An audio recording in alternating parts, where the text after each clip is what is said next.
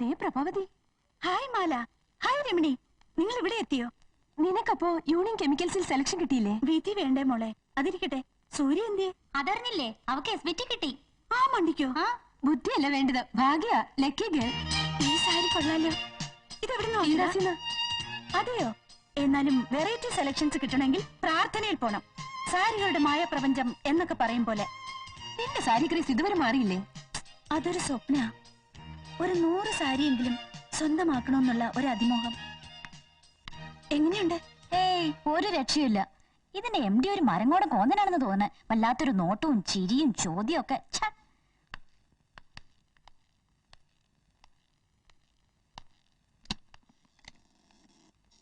പ്രഭാവതി, ഇരിക്കൂ.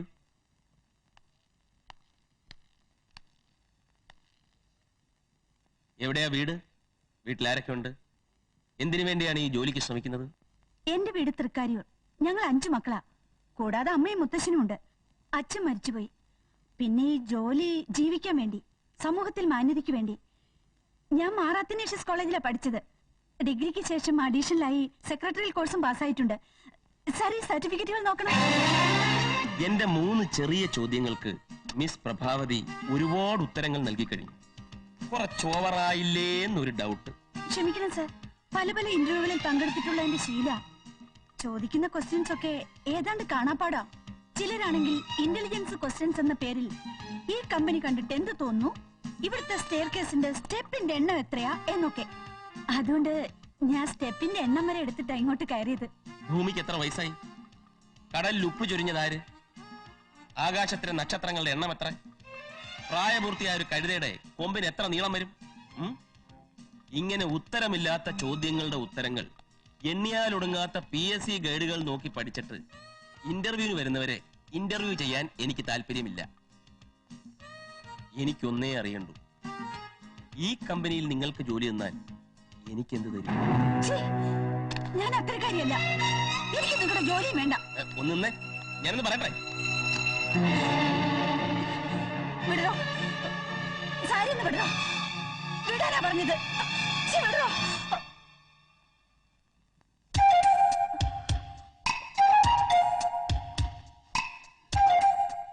Sorry sir, ഞാൻ വിചാരിച്ചു.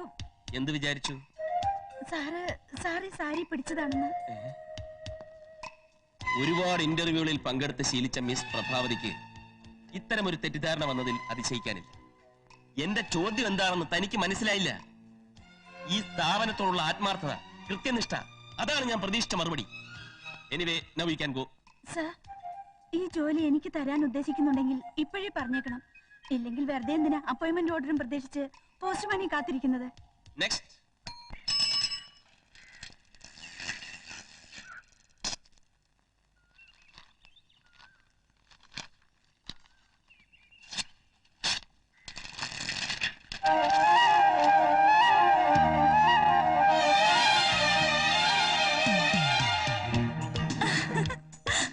അപ്പോയിന്റ്മെന്റ് ഓർഡർ നാഷണൽ എക്സ്പ്രസിൽ നിന്ന്. അമ്മേ, ചേച്ചിക്ക് ജോലി കിട്ടി. എന്തേ, വിശ്വാസമായില്ലേ? സ്വപ്നത്തിൽ പോലും എനിക്ക് ജോലി കിട്ടുമെന്ന് പ്രതീക്ഷിച്ചില്ല അല്ലേ? എനിക്കറിയായിരുന്നു കിട്ടുമെന്ന്. ഞാൻ ഒത്തിരി കളിയാക്കാറുണ്ടെങ്കിലും നിനക്കൊരു ജോലി കിട്ടണമെന്നാ ദിവസവും പ്രാർത്ഥിക്കാറ്. അതിന്റെ ക്രെഡിറ്റ് നിനക്ക്. എന്റെ സ്മാർട്ട്നെസ്സും ബുദ്ധിയും കണ്ടിട്ടാ എന്നെ ജോലിക്കെടുത്തത്. ജോലി കിട്ടിയപ്പോഴേ നില മറക്കല്ലേ മോളെ. നിനക്ക് അസൂയ, മുഴുത്ത അസൂയ. അമ്മ പറയാറില്ലേ മോളെ, നിരന്തര പ്രയത്നം വിഫലമാവില്ലെന്ന്. ആദ്യത്തെ ശമ്പളം കിട്ടിയാൽ മുത്തശ്ശനൊരു ബോട്ടിൽ വാങ്ങിത്തരും. ഇത്തിരി നിറമുള്ളത് കഴിച്ചിട്ട് ഒരുപാട് നാളായി. ആദ്യത്തെ ശമ്പളം കിട്ടിയാലുടൻ ഞാനിവനെ ഒരു നല്ല തൂമ്പ വാങ്ങിക്കൊടുക്കും. പറമ്പൊക്കെ ഒന്ന് വൃത്തിയായിട്ട് കിളക്കട്ടെ.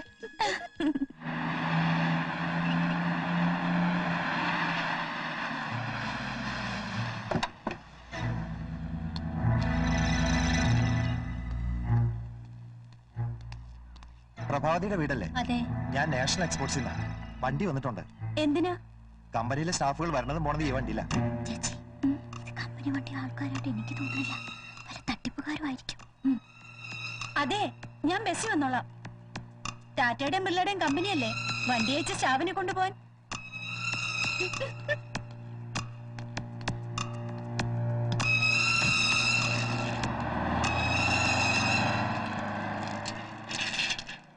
നീ എന്താ വണ്ടി പോവാഞ്ഞ്? അത് നാഷണൽ സ്പോർട്സിന്റെ വണ്ടിയല്ലേ? ദൈവമേ, കമ്പനി വണ്ടി തന്നെയാ. പഞ്ച്വാലിറ്റിയുടെ കാര്യത്തില് MD സ്ട്രിക്റ്റാ.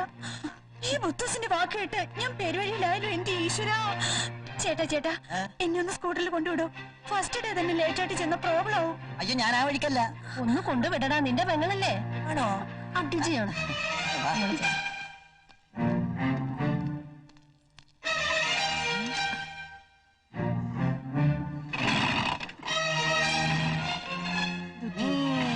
ഇന്നേതായാലും നീ കറക്റ്റ് സമയത്ത് ആപ്പിച്ചിരിക്കും. ഒരു മിനിറ്റ്.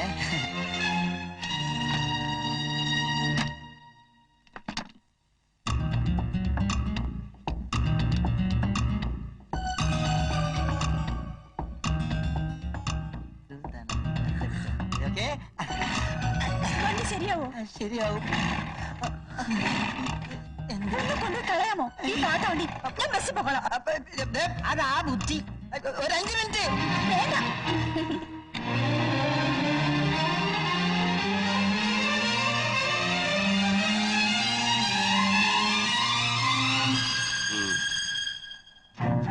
Morning sir. മോർണിംഗ്.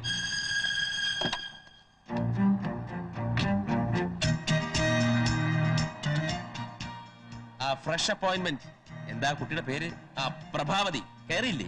ഇല്ല സാർ, അവർക്ക് കമ്പനി വണ്ടിയിൽ വരാൻ എന്തോ ബുദ്ധിമുട്ടുള്ളത് പോലെ. ടാറ്റായും ബിർളയും പോലെ വലിയ കമ്പനി ഒന്നും അല്ലല്ലോ. അഹങ്കാരിയാണല്ലേ?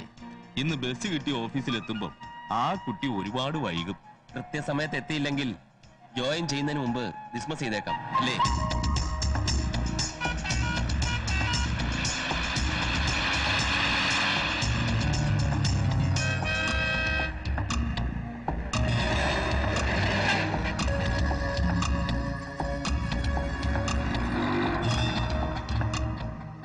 നാഷണൽ എക്സ്പോർട്സ് വരെ പോണം. എത്രയാവും? 60 രൂപ.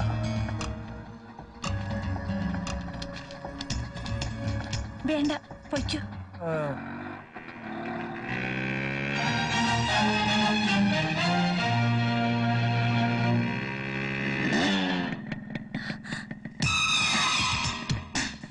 ഒരു ലിഫ്റ്റ് തരൂ ടൗണിലേക്ക്.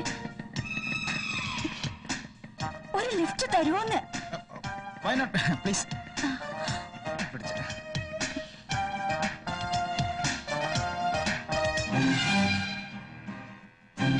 എന്താ പേര്?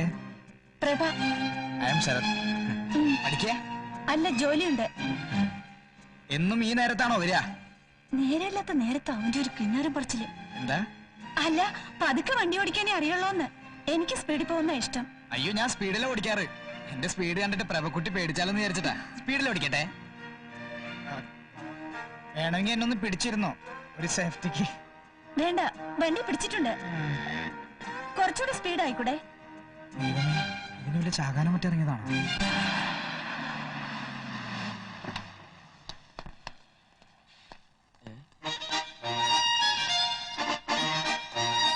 Good morning sir. Good morning.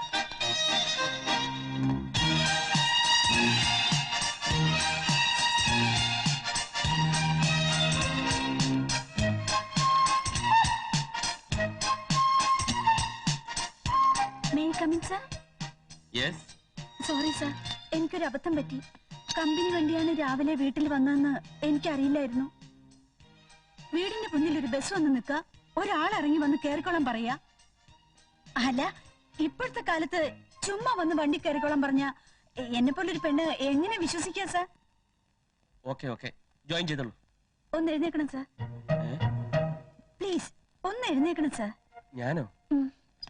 ഞാനെന്തിനാ എഴുന്നേൽക്കുന്നത്? എന്റെ ജീവിതത്തിൽ ആദ്യമായിട്ട് കിട്ടിയ ജോലിയാ. എന്നെ അനുഗ്രഹിക്കണം സാർ. എന്താ ഇത്? കുട്ടി എഴുന്നേറ്റുള്ളൂ. നന്നായി വരും. അമ്മ പ്രത്യേകം പറഞ്ഞിരുന്നു സാറിന്റെ അനുഗ്രഹം വാങ്ങിയിട്ടേ ജോയിൻ ചെയ്യാവൂന്ന്. കുട്ടിയുടെ അമ്മ ടീച്ചറായിരുന്നു അയ്യങ്കാവ് സ്കൂളിൽ. ഏറ്റവും നല്ല മാതൃകാ അധ്യാപികയ്ക്കുള്ള അവാർഡ് വരെ കിട്ടിയിട്ടുണ്ട്. അയ്യങ്കാവ് സ്കൂളിലോ? പേര്? ശാരദ.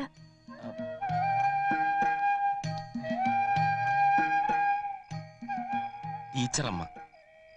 അമ്മയില്ലാത്ത എനിക്ക് ഒരമ്മയുടെ സ്നേഹവും വാത്സല്യവും ആ ടീച്ചറിൽ നിന്ന് കിട്ടിയതുകൊണ്ടായിരിക്കാം ചെറുപ്പത്തിലെ ഞാൻ അങ്ങനെ വിളിച്ച് ശീലിച്ചത്. ഹൈസ്കൂൾ വിദ്യാഭ്യാസമൊക്കെ ബാംഗ്ലൂർ ആയിരുന്നതുകൊണ്ട് പിന്നീട് ആ ടീച്ചറമ്മയെ ഞാൻ കണ്ടിട്ടേ ഇല്ല. മറന്നു എന്ന് തന്നെ പറയാം. അറിയാതെയാണെങ്കിലും ശാരദ ടീച്ചറിന്റെ മോൾക്ക് ജോലി കൊടുത്തതിൽ എനിക്ക് സന്തോഷമുണ്ട്. ശാരദ ടീച്ചറിന്റെ എല്ലാ ഗുണങ്ങളും ആ പെങ്കൊച്ചിന് കിട്ടിയിട്ടുണ്ട്. ചുരുക്കം പറഞ്ഞാൽ നിനക്ക് ആ പെൺകുട്ടിയെ നന്നായി ഇഷ്ടപ്പെട്ടു. ഒറ്റ നോട്ടത്തിൽ ഒരു അഹങ്കാരിയാണെന്ന് തോന്നുമെങ്കിലും വളരെ വിനയവും അച്ചടക്കവും ആ കുട്ടിക്കുണ്ട്. വല്ല റൊമാൻസും തോന്നി തുടങ്ങിയോ? ചേട്ടൻ എന്തായി പറയുന്നത്? അങ്ങനെ തോന്നിയാലും കുഴപ്പമൊന്നുമില്ല, തോന്നിയില്ലെങ്കിലാ പ്രശ്നം. അവൾ എന്റെ ഓഫീസിലെ സ്റ്റെനോ ആണ്. ആയിക്കോട്ടെ, അല്ലെന്ന് ഞാൻ പറഞ്ഞില്ലല്ലോ. പക്ഷേ നീ ഏറ്റവും ബഹുമാനിക്കുന്ന നിന്റെ ടീച്ചറുടെ മകൾ കൂടിയല്ലേ? നമുക്കതങ്ങ് ആലോചിച്ചാലോ? അത് വേണോ? വേണ്ട കൈമളേട്ടാ. വേണം. ഒരു പെണ്ണിനെയും കണ്ട ഇഷ്ടപ്പെടാത്ത നിനക്ക് ആ കുട്ടിയോടൊരു താല്പര്യം തോന്നിയ സ്ഥിതിക്ക് ഞാനിത് ആലോചിക്കാൻ തീരുമാനിച്ചു. തീരുമാനിക്കുന്നതിന് മുമ്പ് അവളുടെ അഭിപ്രായം കൂടി ഒന്ന് അറിയണ്ടേ? ശേഖരൻകുട്ടിയെ എനിക്ക് വലിയ ഇഷ്ടാ. ശേഖരൻകുട്ടിയുടെ കാര്യങ്ങളൊക്കെ അറിയാലോ. ഇപ്പോഴാണെങ്കിൽ അച്ഛനും മരിച്ചു. ബന്ധുക്കൾ എന്ന് പറയാൻ ആകെ ഒരു ആന്റി ഉണ്ട്, അവർ അമേരിക്കയില. പിന്നെ അടുത്തൊരാളെന്ന് പറയാൻ ഞാൻ മാത്രമേ ഉള്ളൂ, സുഹൃത്തും വഴിയാട്ടിയൊക്കെ. ഇതുവരെ മനസ്സിനിണങ്ങിയ ഒരു പെൺകുട്ടിയെ കണ്ടെത്താൻ പറ്റാഞ്ഞതുകൊണ്ടാണ് വിവാഹം നീട്ടിക്കൊണ്ടുപോയത്. ആലോചിച്ചിട്ട് കുട്ടിക്കൂടി പൂർണ്ണ ബോധ്യമായിട്ട് മതി തീരുമാനം. ഇനി പെൺകുട്ടിക്ക് ഇഷ്ടപ്പെടുക എന്നുള്ള പ്രശ്നം മാത്രമല്ലേ ബാക്കിയുള്ളൂ. എന്നാ ഞാൻ ഇറങ്ങട്ടെ. പോവാൻ വരട്ടെ. ഇതൊന്ന് പറഞ്ഞിട്ട് പോവൂ. എന്ത്? ആ പെണ്ണിന് എന്നെ ഇഷ്ടമാണോ അല്ലയോ എന്ന് ഞാൻ എങ്ങനെ അറിയുന്നത്? ചോദിക്കണം. അയ്യേ, അതിന്റെ പിന്നാലെ ചെന്ന് എക്സ്ക്യൂസ് മീ എന്നെ ഇഷ്ടമാണോ എന്നൊക്കെ ചോദിക്കാൻ നാണമാവില്ലേ? ഒന്നുമില്ലേലും ഞാൻ അവളുടെ MD അല്ലേ. എന്നാ പിന്നെ ചോദിക്കണ്ട. അല്ല, ചോദിച്ചാൽ എന്താ കുഴപ്പം? എന്നാ ചോദിക്കുന്നേ. അത് കൈമളേട്ടൻ തന്നെ പ്രഭാവതിയോട് ഒന്ന് ചോദിക്കണം, എന്നെ ഇഷ്ടമാണോ എന്ന്. അപ്പോഴേ ഞാൻ നിന്റെ ആരാ? കല്യാണ ബ്രോക്കറോ? I am an enforcement officer, you know that. ചെന്ന് അവളോട് പറയടാ ഐ ലവ് യു എന്ന്. I love you Miss Prabhavathi. ഇതൊന്നും ഞാൻ പറഞ്ഞ ശരിയാവില്ല.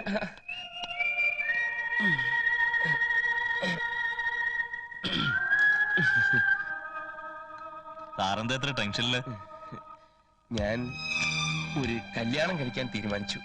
അപ്പൊ സാർ ഇതുവരെ കല്യാണം കഴിച്ചില്ലേ? ഞാൻ വിചാരിച്ചു സാറ് കല്യാണം കഴിച്ച് 2 കുട്ടികളുടെ അച്ഛനായിരിക്കുമെന്ന്. ഒന്ന് പോടി, സാറിന് അത്രയ്ക്ക് പ്രായമൊന്നും ആയിട്ടില്ല. പെണ്ണേതാ സാർ? ഒരു പെണ്ണിനെ കണ്ടു, ഇഷ്ടപ്പെട്ടു. ഇനി പെൺകുട്ടിയുടെ സമ്മതം കൂടി കിട്ടിയാലേ കല്യാണം നടക്കും. സാറിനെ കണ്ട ഏത് പെണ്ണാ ഇഷ്ടപ്പെടാത്തത്? അങ്ങനെ എല്ലാ പെണ്ണുങ്ങൾക്കും എല്ലാവരെയും അങ്ങ് ഇഷ്ടപ്പെടണമെന്നില്ല. ഓരോരുത്തർക്കും അവരവരുടേതായ സങ്കല്പങ്ങളുണ്ട്. അത് കറക്റ്റാ. അതെ, പ്രഭാവതിയുടെ സങ്കല്പം എന്താ? എന്റെ സങ്കല്പത്തിലെ ഭർത്താവിന് മീശയില്ല. മീശ പാരയാവോ?